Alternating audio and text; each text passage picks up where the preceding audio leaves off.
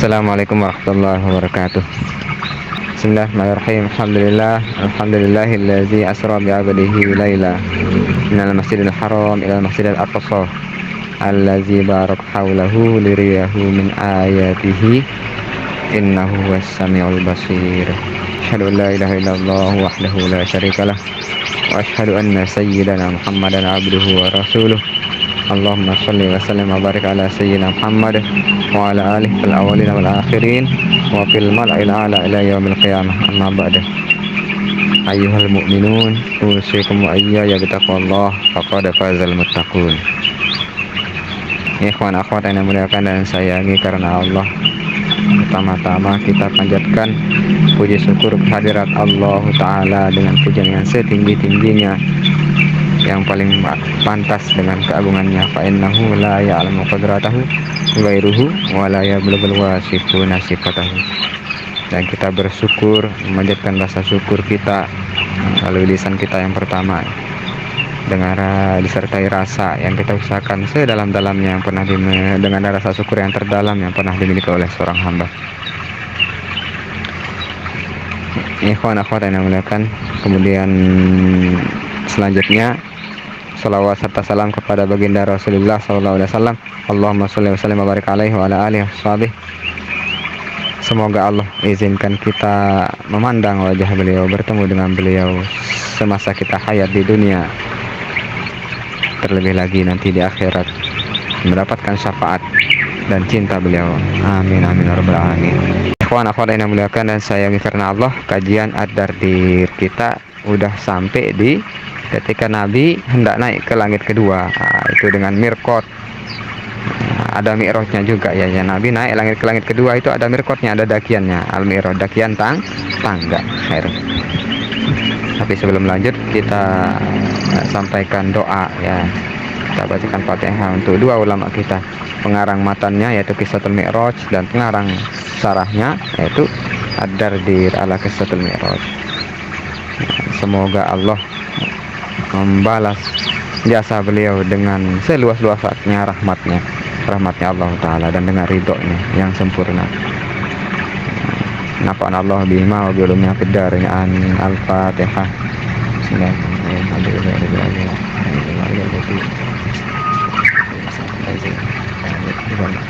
Amin. Nah, kita mulai. Bismillahirrahmanirrahim. Qala al-mu'allif rahimallahu tabaraka wa ta'ala wa nafa'ana muslimin bihi wa bi ulumihi fid dharain. Amin. Kita ambil mundur sedikit, bukan mundur ya, karena memang belum dibaca. Jadi kita ambil barokah dari setiap huruf yang ditulis oleh para ulama. Itu beda ya berkahnya ya. Nah, kita bukan menafikan kalau misalnya ada yang sudah terjemahkan, itu kita tetap ada barokahnya dari bahasa aslinya ya, yang beliau tulis sampai di bagian akhir ketika tentang Nabi Adam ya, baru kita lanjut naik ke langit kedua. Nah, setelah Jibril menceritakan Nabi Adam memandang ke kanan, beliau tersenyum tertawa ya. Nah, kemudian Nabi Adam memandang ke kiri dan beliau menangis. Kemudian apa? Di baris keberapa ini? Tumamado hunaihatan. Kemudian lewat sejenak. Nah, setelah Nabi Adam menoleh itu, nah, setelah itu sebentar, tidak lama setelah itu gitu ya, fawajada akilir riba, akilina asalnya ya. Nah, para pemakan riba, akilun, akilani, akilina ya, tapi karena dia mudhof ini seolah-olah dia baris atas ya, baris bawah, padahal bukan. Dia baris bawah karena dia ada ya di situ, nunnya dibuang karena dia mudhof. Karena namanya mudhof itu tidak boleh ada tanwin, tidak boleh ada nun. Jadinya akilina riba asalnya, tapi dibuang akilir riba. Kemudian Nabi menemukan para pemakan riba. Apa juga yang mereka makan? Wa amwalil yatama, pemakan amwalil yatama, harta anak yatim. Beliau juga menemukan wazunat ya, dan para pezina. Wa ghairuhum wazunata wa ghairuhum. ala halati syani'atin. Nah, itu semua mereka itu dalam kondisi yang menjijikkan. Binahwi ma taqaddama. Nah, seperti contoh yang sebelumnya. Kemarin disimak di kajian sebelumnya ya, bagaimana jijiknya kondisi mereka menjijikkan. Wa asna'u, kata beliau, dan lebih menjijikkan lagi. Kemudian beliau lanjut. Nah, disitulah berakhir kisah langit pertama ya, dengan pertemuan dengan Abul Bashar, moyangnya manusia, bapak moyang manusia itu Nabi Adam alaihissalam. Summa soida ila sama'is tsaniyah. Kemudian beliau naik ke langit kedua. Fastaftaha Jibril, maka Jibril meminta dibukakan. Fakila, maka ditanyalah dia, man hadza, siapa ini? Siapa ini? Katanya ditanya sama penunggu pintu ya. Qala Jibril. Nah, Jibril kata, ini Jibril, gitu ya. Qila, ditanya lagi, wa mammak, siapa yang bersama kamu? Qala Muhammad. Ini berulang dia ya, sampai langit ketujuh seperti ini pertanyaannya. Siapa sama kamu? Qala Muhammad. Nah, Jibril berkata Muhammad. Nah, ini udah dijelasin kenapa Jibril mengatakan Muhammad saja, bukan Rasul atau Al-Mustafa. Nah, karena udah, nanti disimak di kajian sebelumnya ya, kenapa Jibril hanya mengatakan Muhammad. Gila, ditanya lagi dia Jibril, awaqad ursila ilai, apakah dia udah diutus? Maksudnya ini dua maknanya, apakah dia sudah diutus sebagai nabi, tapi bukan itu sebenarnya maknanya. Apakah dia memang udah diutus untuk bertemu Allah, kan tujuannya memang untuk naik langit ya. Qala na'am, Jibril menjawab ya. Qila marhaban, kemudian dikatakan kepada beliau, marhaban bihi wa ahlan hayyahullahu min akhin wa min khalifatin. Selamat datang. Nah, kita udah jelasin masalah marhaban dan ahlan ya. Khair. Semoga Allah memberikan kehidupan dia, semoga dia dihidupkan Allah, begitu ya, diberikan kehidupan. Min akhin wa min khalifatin, maksudnya ini dialah saudara dan juga khalifah. Wa ni'mal akhi wa ni'mal khalifah. Nah, dialah sebaik-baik saudara dan sebaik-baik pengganti. Khalifah itu biasa dimaknai pengganti, atau khalifah itu pemimpin. Nah, banyaklah maknanya nggih. Wa ni'mal akhi wa ni'mal khalifah. Wa ni'mal maji uja, sebaik-baik orang yang datang telah datang. Jadi orang yang datang pernah ke langit itu banyak ya, banyak. Tapi inilah yang terbaik, ni'mal maji, sebaik-baik orang yang pernah datang. Akhir, sebaik-baik kedatangan. Fafutiha, kemudian dibukakanlah pintu. Kemudian mereka berdua dibuka. Kemudian pintu langit kedua itu dibuka setelah dialog tadi. Ini bakal berlanjut sampai langit ketujuh. Nah, ini belum kita masuk ke syarahnya ya. Nanti dijelaskan langit itu kayak gimana, langit kedua itu terbuat dari apa gitu. Falamma khalaso, lanjut di syarahnya nih, Syekh Ad-Dardir mengatakan as-sama'is tsaniyah itu, langit kedua itu bagaimana? Huwa wa Jibril ala mirqatil mi'raj, di atas dakian anak tangga, di atas dakian anak tangga. Intinya diturunkan lagi ya. Dulu kan pertama kali waktu pertama itu diturunkan semacam tangga. Bayangin aja ya, tangga celestial ya, tangga surga yang indah, yang kiri kanannya indah sekali. Nah, begitu juga ketika mau naik ke langit kedua, beliau berdua, nah, malaikat Jibril dan Nabi Muhammad, Nabi kita Rasulullah SAW, naik melalui tangga tersebut, mirqatil mi'raj as-tsaniyah, yang kedua.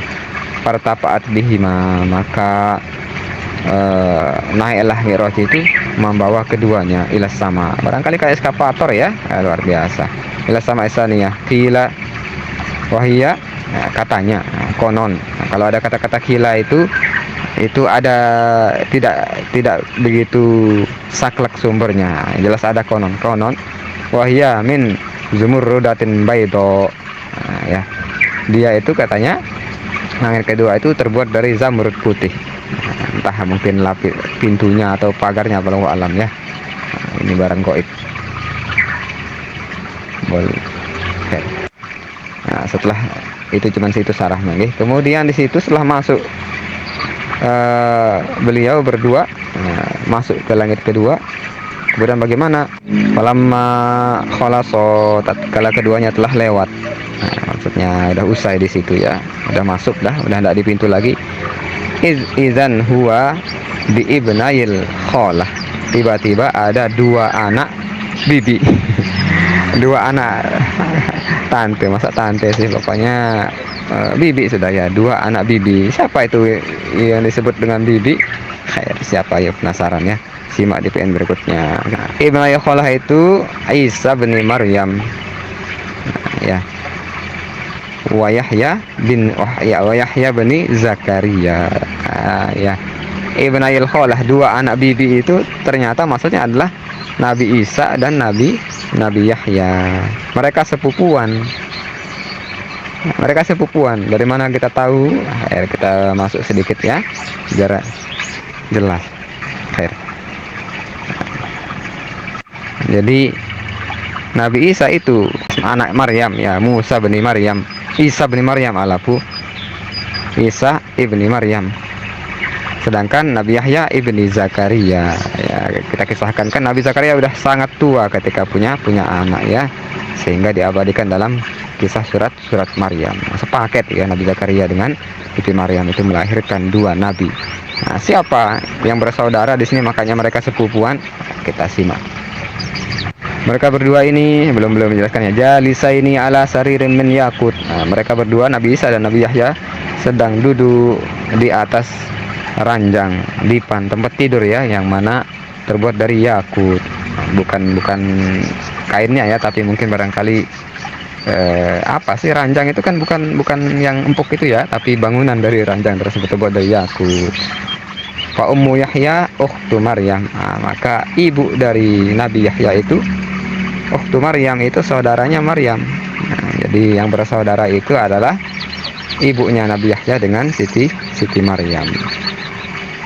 Kenapa kita katakan Siti ya? Itu sebenarnya Siti itu asal katanya Sayyidati, tapi karena susah panjang lah lidah kita nyebutnya ya, makanya dikatakan Siti. Karena kalau Sayyidi ya Sidi. Nah, kalau di Arab itu kan gitu, ya Sayyidi. Nah, kalau orang mau cepat itu ya Sidi, ya Sidi. Nah, kalau ya Sayyidati ya Siti, maka dikatakan Siti Maryam, yaitu alias Sayyidati Maryam. Ini berarti Nabi Zakaria adalah iparnya Siti Maryam. Begitu ya. Nabi Zakaria kan punya anak namanya Yahya. Nah, sedangkan Yahya ini adalah keponakan dari Siti Maryam. Maka berarti maksudnya Maryam ini adalah iparnya dari Nabi Zakaria. Orang yang punya saudara perempuan yang dinikahi oleh Nabi Zakaria, yang itu udah tua ya. Maka nanti merati akhiron, katanya di surat Maryam, udah tua pula ketika melahirkan ya Yahya. Itu nama tersebut dari Allah langsung. Inna nubasyyiruka bi gulamin ismu Yahya lam najal lahu min qablu samiyya, kata Allah di surat Maryam. Kami memberimu kabar gembira dengan seorang anak bernama Yahya. Kami tidak pernah jadikan sebelum dia itu sebagai nama. Jadi yang pertama kali bernama Yahya itu ya Nabi Yahya. Yuqalu ibnata Kholah. Nah, dikatakan dua anak bibi. Kholah itu anak dari saudara bibi. Anak dari saudari ibu ya, bukan saudari bapak. Kalau saudari bapak itu namanya ammah. Wala yuqalu ibna ammatin. Nah, tidak dikatakan dua anak bibi dari ayah, bukan ya. Wa yuqalu ibna ammin wa la yuqalu ibnata khalin. Nah, kenapa seperti itu cenderung Kholah? Linudrati zalika, karena jarangnya. Allah maksudnya gimana jarang ya, mungkin di masa itu jarang seperti itu, sehingga dikatakan dijuluki ibnata Kholah. Nah, di sini dikatakan sedikit ya, bahasanya agak jelimet. Misalnya dua orang laki-laki menikahi dua orang perempuan, sama-sama saudara ya. Saya punya saudara dan saya menikah dengan seorang wanita. Nah, saudara saya menikahi saudara wanita tersebut. Nah, itu nanti sebenarnya saudara dari ibu, itu paman dari ibu apa paman dari ayah. Nah, itu yang dipilih adalah paman dari ibu dan bibi dari ibu. Ayahnya nggak kepake seperti ya. Linudrati, jarang itu kata beliau di sini. Nah, insya Allah besok kita gali ini yang bagian nasab ya, biar di sini jelas sekali nasab beliau. Jadi hubungan antara Nabi Zakaria, kemudian Nabi Isa, Nabi Yahya, Siti Maryam, dan Isa namanya ya, istrinya Nabi Zakaria tersebut. Itu hubungan mereka kayak gimana? Jelas enak, menarik ya, biar kita tahu nih, biar ada kita bahan cerita ke murid barangkali anak atau siapa ya. Insya Allah di kajian berikutnya. Kita cukupkan dulu nih. Ikhwan-ikhwan yang muliakan dan sayangkan Allah, besok lanjut ke masalah nasab tersebut, hubungan darah mereka kayak gimana, terus bagaimana kondisi mereka, ciri-ciri Nabi Isa itu kayak gimana. Nah, benar nggak sih yang digambarkan oleh orang Nasrani, orang Kristen sekarang, seperti itukah Nabi Isa ya, wajahnya tirus-tirus, orang kulit putih, rambut panjang terurai, agak bergelombang begitu ya. Terus berpawakan bagaimana begitu ya. Nah, itu akan kita bahas insya Allah taala. Nah, jangan bosan-bosan ya, jangan bosan-bosan disimak, karena menceritakan nabi itu mengundang turunnya rahmat. Jangankan menceritakan para nabi ya, menceritakan orang-orang soleh itu mengundang turunnya rahmat Allah taala. Makanya kalau kita di rumah sering ceritakan orang soleh, anak-anak itu nanti bakal jadi soleh dia. Siapa yang kita banggakan sebagai orang tua, itu anak akan mengidolakannya. Jadi tugas kita sama anak itulah menanamkan sosok idola dalam diri anak. Nah, kalau kita suka nyebut saudagar saudagar saudagar bos tembaga, bos tambang tembaga, jadi anak pengen kayak gitu. Jadi seni mendidik itu nih, salah anak akan dikajian nanti ya. Seni mendidik baik kiai maupun orang tua itu adalah sering-sering menyebut kesolehan, keluar biasaan, kehebatan para ulama dan orang-orang soleh, termasuk para anbiya wal mursalin, sehingga anak itu termotivasi. Jadi bukan kita paksa tahajud bangun itu, kalau malamnya kusbah itu, kalau pesantren kiainya khusyuk, wah repot, pasti ribet itu, serba kayak diwajibkan hal-hal yang sunnah. Anak guru anak Syekh Muhsin dulu luar biasa. Pesantren kami tidak banyak aturannya, tapi banyak jebolan beliau yang terkenal banget di masa lalu, juara satu, ada yang sampai nyaman dan seterusnya. Padahal pesantren di pedusunan. Salah satu kelebihan beliau adalah sering menceritakan orang-orang soleh. Jadi mupeng bahasa kita. Dengar cerita kayak gitu kok kepengen jadi orang soleh. Seperti itulah anak-anaknya. Nah, jadi jangan sampai kita melupakan orang-orang soleh. Nyebut orang-orang soleh, ceritakan nasab mereka, itu menimbulkan rasa mahabbah, dan nanti anak-anak kita bila ingin jadi orang soleh. Jadi ada bonusnya nih di akhir kajian tadi. Kita berdoa dulu sebelum tutup kajian. Allahumma ftah alaina futuhal arifin wa faqihna fid din. Allahumma ya muyassir yassir, ya mudabbir dabbir, ya musahhil sahil alaina kull asir, ya basyirin nadhir.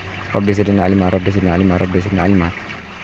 Allahumma fahimna al-masyari'ati wa tariqat al-haqiqah wa astamilna biha bil-haqqi sayyidina Muhammadin sallallahu alaihi wasallam. Allahumma astur uyuba masyayikhina anna wa la tusib barakat ilmin minna. Subhanakallah wa bihamdika asyhadu an la ilaha illa anta astaghfiruka wa atubu ilaik. Allahumma taqabbal hadi ila sabil rasul. Wassalamualaikum warahmatullahi wabarakatuh.